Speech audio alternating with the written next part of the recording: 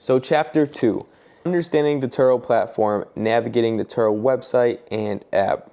So right now for you guys, I'm going to go on the Turo application on my phone. I'm going to screen record it, so it should pop up right on the screen. And I'm going to give you an overview of what the Turo app looks like on the user side, the renter side.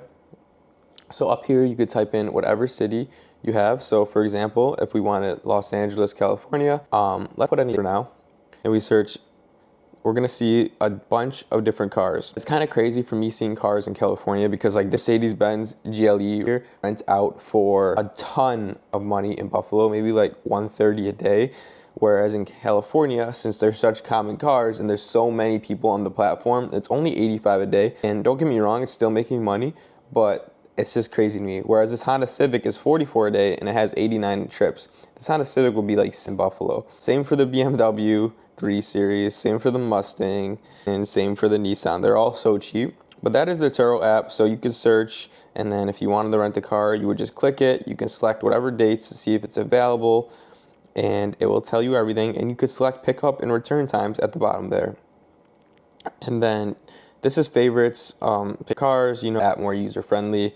Your upcoming trips. Inbox is where you message people, you message host if there's any problems with the car, when you get the car, how to unlock the car, any questions you may have, or maybe just normal conversation, casual conversation, that is all in there.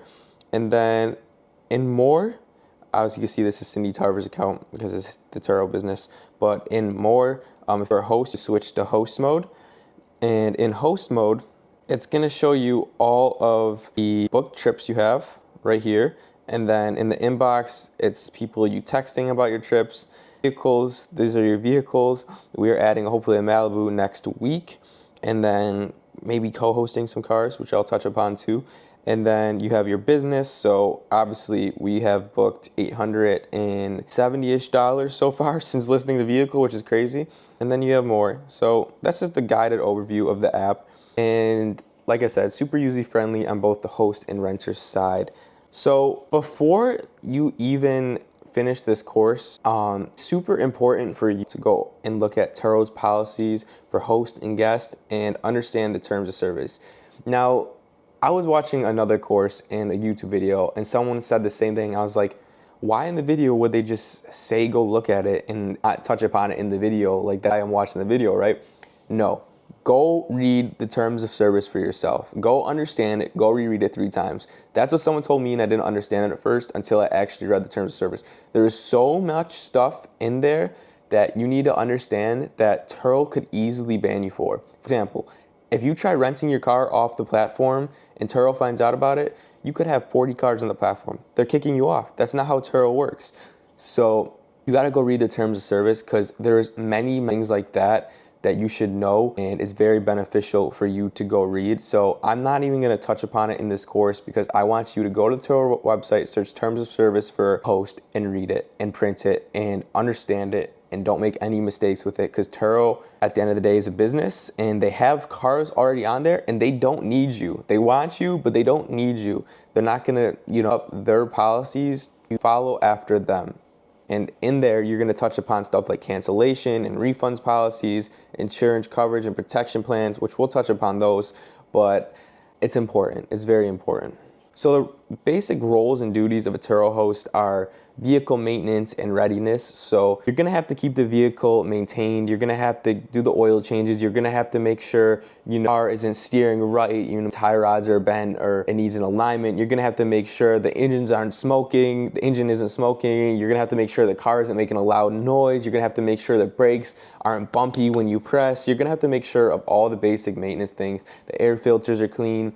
And Turo isn't sending someone out to check this, but having a maintained car allows you to get 5-star reviews, and 5-star reviews are literally your bread and butter with Turo. So that's why it's important to maintain a vehicle and have it ready also. You want to have it always ready. So if maybe the car's not booked and it gets booked and you have a 3-hour advance notice and the car's not clean, well, if it's not clean, you're going to be kind of screwed because chances are you're going to get lower reviews. So you always want to have that car clean and ready because you might be at work and someone has to pick it up right after work and you don't have time to clean the car.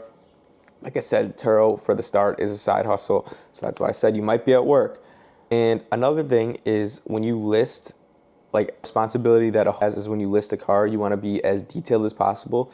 And you can go use AI. You could go use ChatGPT for the listing. But I'm actually finding that a lot of those listings sound so fake. Like they're like, come explore the 2020 Equinox today. It is like just too not human. And I feel like people are starting to recognize that because they're seeing it so much. So I would write it the description on your own. You could have AI correct it, correct the grammar, correct the punctuation, but I would definitely do it on your own if that makes sense.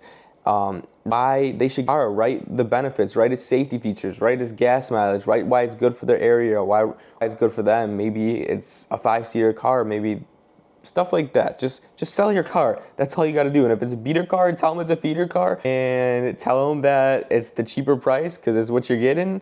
Just be upfront and honest. There's no need to lie.